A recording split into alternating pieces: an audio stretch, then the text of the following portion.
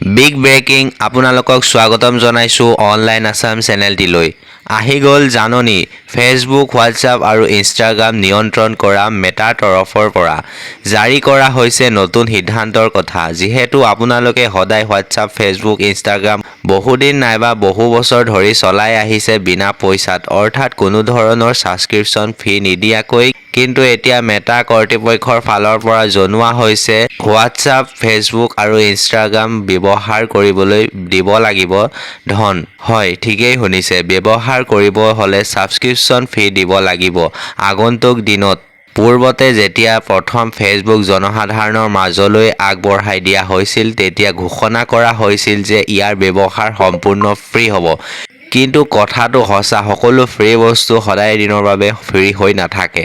এদিন নহয় এদিন মূল্য আহিয়ে যায়। আমাৰ ভাৰতবৰ্ষত এই তিনিটা হোৱাটছআপ, ইনষ্টাগ্ৰাম আৰু ফেচবুক ব্যৱহাৰকাৰী ক্ৰমে হোৱাটছআপ ব্যৱহাৰ কৰে 85 কোটি মানুহে, ইনষ্টাগ্ৰাম ব্যৱহাৰ কৰে 47.2 কোটি মানুহ আৰু ফেচবুক ব্যৱহাৰকাৰী আছে 37.5 কোটি মানুহ।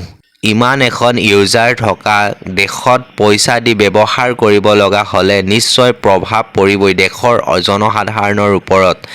মেটাৰ ঘোষণা অনুসৰি জনোৱা হৈছে হোৱাটছআপ প্লাছ, ফেচবুক প্লাছ আৰু ইনষ্টাগ্ৰাম প্লাছ লঞ্চ কৰা হ'ব।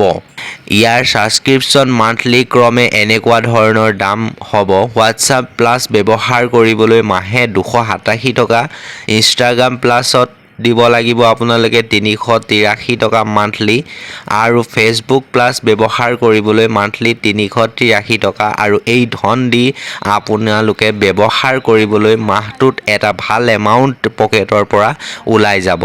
আৰু এই ধন আপুনি পে' কৰিলে আপোনাক দিয়া হ'ব কিছু এক্সট্ৰা ফিচাৰ্ছ। এই সকলোবোৰ কথা মেটা কৰ্তৃপক্ষৰ পৰা এনেধৰণে জনোৱা হৈছে। আপোনালোকৰ এই বিষয়ত যদি কিবা ডাউট আছে, কিবা প্ৰশ্ন আছে নাইবা কিবা বুজি পোৱাত অসুবিধা হৈছে, তেন্তে তলৰ কমেণ্ট বক্সত কমেণ্ট কৰি সুধিব পাৰে। সকলোৰে প্ৰশ্নৰ উত্তৰ দিয়া হ'ব। আৰু যদি অনলাইন আসাম চেনেলটিলৈ পোন প্ৰথমবাৰৰ বাবে আহিছে, তেন্তে চেনেলটো ছাবস্ক্ৰাইব কৰি থ'ব।